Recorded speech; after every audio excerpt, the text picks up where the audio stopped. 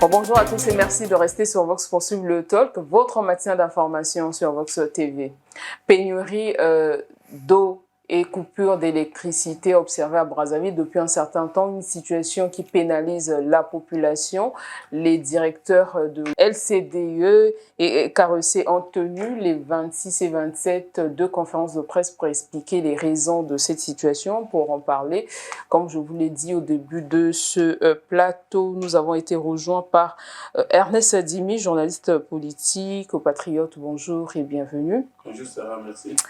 Albert Miandjoukouta, directeur de publication de la Semaine africaine, bonjour et bienvenue à vous. Juste à côté de Ernest Dimi, Eric Gélas Malonga, président de l'Association des consommateurs. Bonjour à vous également. Bonjour. Et bienvenue sur ce plateau. Avant de parler de cette situation, parlons d'abord des résultats des élections présidentielles en RDC, les résultats provisoires qui donnent le président sortant Félix Tshisekedi largement en tête avec 80%, des résultats d'ailleurs contestés par le camp de l'opposition mené par Moïse Katumbi qui a appelé le 27 décembre dernier à une manifestation qui n'a pas été autorisée par les autorités. Suivez ce reportage. Affrontement entre policiers et manifestants devant le siège du parti de l'opposant Martin Fayoulou en RDC. Les partis d'opposition ont appelé à manifester contre les résultats partiels des élections présidentielles de la semaine dernière, des jeux de pierre et la police charge. Martin Fayoulou accuse. Nous avons dit que nous allons manifester pour dire non à ces braquages électoraux, à ces simulacres d'élections. Je vous avais dit depuis longtemps que M. Kadima, spécialiste d'observation électorale, était en train de préparer un chaos. Et nous y sommes. L'opposition congolaise exige l'annulation du scrutin du 20 décembre, marqué par des difficultés logistiques et des retards. La contestation vire à l'affrontement. Voilà, il y a 11 blessés graves et nous avons eu du mal pour les acheminer dans les hôpitaux. Maintenant, on les a acheminés, mais regardez ça. Et ça, c'est tombé juste à côté de moi. Une balle réelle. Ce mercredi à Kinshasa, les partisans de l'opposition ont répondu à l'appel de leurs différents leaders. Une journée de tension au bilan disputé. Il y a un petit bilan. Il y a des policiers blessés par des jets de pierre. Il y a aussi quelques mineurs blessés par les jets de pierre des intrus. Et c'est ce qu'on craignait. Et c'est pourquoi on disait qu'il fallait écouter la voix de l'autorité qui devait prendre des mesures nécessaires pour encadrer la marche. La RDC a tenu ses élections générales dans un contexte sécuritaire improbable dans l'est du pays. Les premiers résultats donnent le président sortant Félix Tshisekedi largement en tête. Voilà, alors Ernest Dimi, le président Tshisekedi largement en tête selon les résultats provisoires de la CENI, des résultats d'ailleurs contestés par l'opposition. Est-ce qu'il fallait s'y attendre à ce scénario? Je crois que rien ne m'étonne des résultats provisoires des élections, en fait, de première tendance. Dès le début, je crois qu'on avait dit sur ce plan, qu'il y avait assez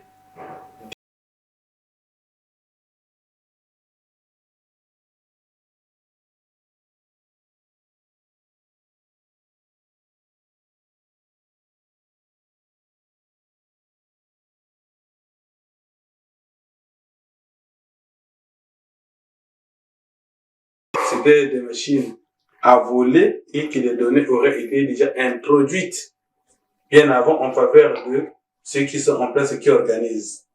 Alors, il y a eu aussi des éléments qui ont joué peut-être en faveur de l'autre au-delà de la triche si elle a existé. C'est le fait que l'opposition n'a pas su se canaliser.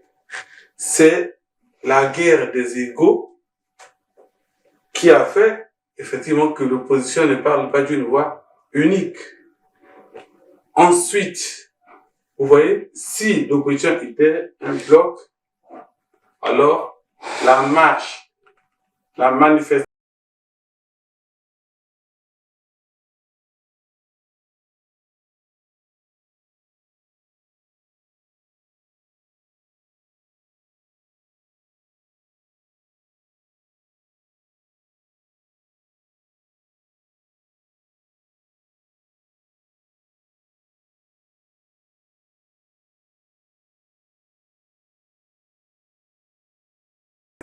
téméraires. Il y a qui savent que quand ils ont raison, ils doivent aller jusqu'au bout. Mais on a vu que c'était étouffé dans l'œuf. Donc, en fait, il y a comme tout un cocktail qui est qui a été préparé consciemment ou inconsciemment et qui justifie le fait accompli devant lequel ce pays se trouve après cette élection. Mais je crois que les rebondissements on pourrait avoir quelques rebondissements, mais je crois que ça ne devrait pas avoir trop d'envergure, mais toute proportion gardée. Voilà, Albert Miandukuta. Le camp Katumbi notamment, aujourd'hui rejoint par plusieurs opposants qui accusent la mauvaise organisation, appellent même la CENI à annuler, à réorganiser de nouvelles élections.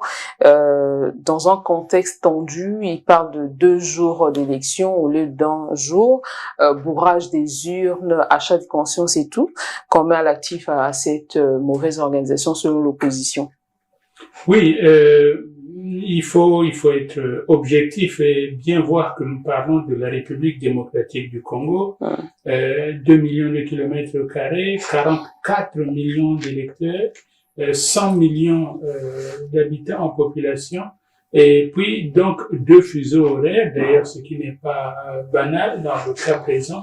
Donc toutes ces choses-là font qu'il y a déjà dès le départ un ingrédient, un mix qui favorise ou pas la victoire du président sortant. Ça, c'est mathématique et sociologique à la fois. Et donc, les Moïse Katumbi, les Martin Fayulu ont bien beau crier que ces élections ont connu la fraude, etc. Oui, certainement, qu'un peu de fraude, il y aura eu, puisqu'on a retrouvé aussi des machines à voter chez des élus, donc une trentaine de machines. Et donc,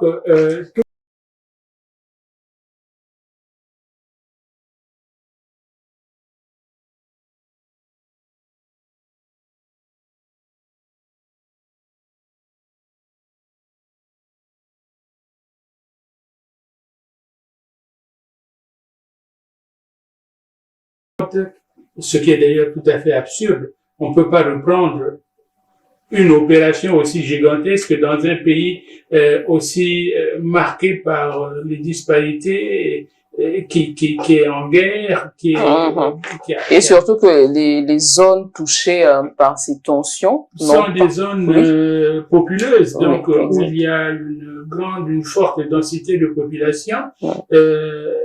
Un pays de contraste, mais tout à fait négatif. Vous savez que la République démocratique du Congo, c'est à quelques kilomètres d'ici, chez nous. Là, dans le secteur, nous, on dit de Maluku, mais où il y a des guerres entre Teke et Yaka. Et ces choses-là, on n'en parle pas, mais elles n'en existent pas moins. Donc, ce sont des choses qui sont réellement handicapante pour l'organisation d'une élection. Alors, on a beau les reprendre 3, 4, 5, 6 fois, il y aura toujours les mêmes accusations, il y aura toujours les mêmes handicaps, et donc c'est cela d'ailleurs où il faut quand même avoir le courage de dire que la CENI a très bien, mais a fait le moins mal possible. Parce qu'il y avait quand même des incertitudes autour de ces élections. Est-ce qu'il y aura ou pas les élections? Est-ce que le calendrier électoral sera ou pas respecté? Oui, il a été respecté, et donc les candidats, tous les candidats, même ceux qui décochent les flèches les plus acerbes sur le gouvernement, sont quand même allés au vote. Voilà. Rick, Malonga, votre réaction? Oui, ben effectivement, il y a eu dans un contexte très tendu, on attend les résultats en RDC, mais oui, effectivement, les premières tendances déjà sont données. Normalement, dans des pareilles circonstances, nous savons très bien que la RDC est un pays continent, et puis organiser des élections, c'est pas des élections qu'il faut reprendre d'abord. Le coût déjà d'investissement est trop lourd. Mais ici, la tension, oui, nous voyons la tension. C'est-à-dire, au niveau de la commission électorale indépendante, certes, il y a eu suffisamment d'irrégularités, peut-être pas à 50%, mais dans toute élection, il y a toujours des irrégularités. Mais ce qu'il devrait faire, c'est en Afrique, oui, il fallait... Non, même aux États-Unis, on a vu, on a recompté les voix. C'était Trump. Ça, c'est la première démocratie du monde. Donc, c'est pas seulement en Afrique. Donc, ici, les opposants, normalement, devraient attendre qu'on proclame d'abord les résultats officiels. Ce qu'on donne là, ce sont les tendances, parce que c'est la CENI qui doit proclamer les résultats provisoires. Après, la Cour constitutionnelle, je crois qu'ils ont cette institution là-bas, qui proclame définitivement. C'est comme ça que ça se passe. Mais ce que j'ai vu à la télévision, quand mais on a laissé Martin Fayulu seul. Il devait être accompagné de 4 candidats. Quand ils ont demandé, il faut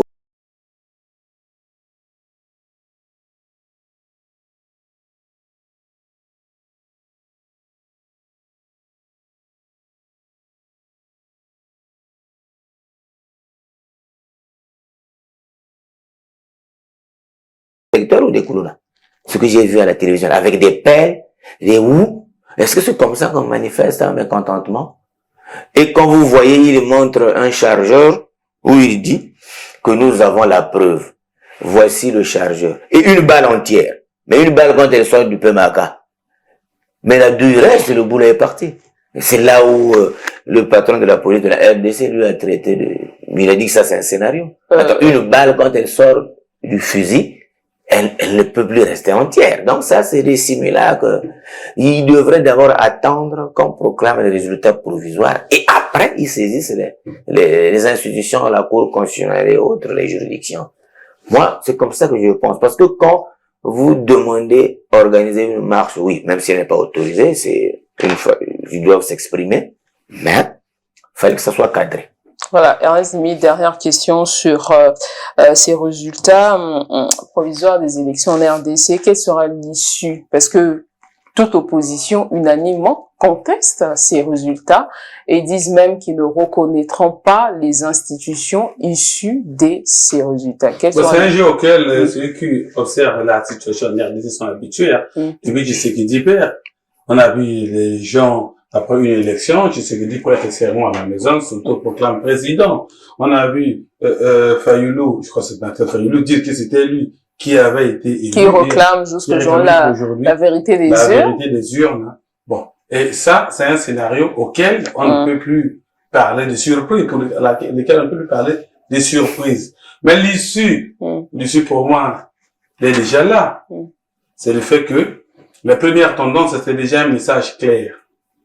Que Tshisekedi, voilà. Donc, Tshisekedi va être élu et les autres vont dire qu'il a été mal élu, voire très mal élu, et ils vont passer encore 5 ans à se discuter s'il a été bien élu ou mal élu, pendant que le pays va continuer à s'enfoncer dans la misère. Et au lieu de travailler, vous voyez qu'on va prendre 1, 2, 3, 4, ça, même tous les quinquennats, à régler d'abord ce conflit politique avant de faire fonctionner les institutions. Voilà. Mais tout en sachant aussi que, en fait, le jeu pour moi, il est déjà fait. Voilà, sauf cas de force majeure, sauf surprise de dernière heure. Mais je crois que le miracle dans ces contextes-là, il devient certain. Voilà. Et donc, oui, c'est vrai que, bon, dans tous les cas, nous avons aussi une logique mathématique. Les chiffres qui sont égrenés là, même s'ils sont partiels, ils indiquent quand même une forte avancée entre le président sortant et son challenger le plus immédiat. Moïse Katumbi. C'est ça, de l'ordre de 80% contre 15% pour Moïse Katumbi. Alors, quand on a un gap comme ça, on a un creux de ce genre, mathématiquement, il faudrait que la République démocratique du Congo soit frappée par un cataclysme qui fasse que Mbandaka soit à Lubumbashi, pour que les choses s'inversent. Donc, tranquillement, peut-être que le mot là, il est un peu osé, parce que ça ne sera peut-être pas tranquille, mais nous nous acheminons vers une victoire de Monsieur Tshisekedi. Et d'autant qu'il a réussi lui aussi à faire le jeu politique habituel des politiciens. Il a fait la paix avec ses voisins et ses amis les plus décriés. N'oubliez pas que Vital Kamerhe est allé battre campagne pour lui à l'Est, et que Vital Kamerhe est celui qui l'avait jeté en prison, qu'il y a 3, 4, 5 ans... Que la justice ou lui? Pardon? La justice congolaise ou lui? Bon, je vous laisse le droit de trancher entre la justice, si elle est indépendante là-bas, et le régime. Mais il y a 3-4 ans, le principe était qu'il soit le vice-président de Tshisekedi et qu'à la prochaine élection, donc, Kamerhe soit président et un peu le jeu à la russe, donc que Tshisekedi soit premier ministre. Mais je ne sais pas si nous acheminons vers un tel scénario. En tout cas, la victoire, elle se dessine et est-ce qu'elle sera accueillie par les Congolais avec tranquillité? C'est ce qu'il nous faut espérer. Déjà, la campagne électorale s'est tenue dans un contexte très tendu. Très tendu, avec très ici tendu, et là oui. des phénomènes un peu inquiétants. Je sais pas si vous rappelez l'image de cette dame qui a été dénudée, violemment battue parce qu'elle votait Moïse Katumbi. Ça, c'est effroyable, c'est des choses qu'on ne devrait plus voir. Enfin, bon, voilà. Merci beaucoup à vous deux pour vos réactions. Pénurie d'eau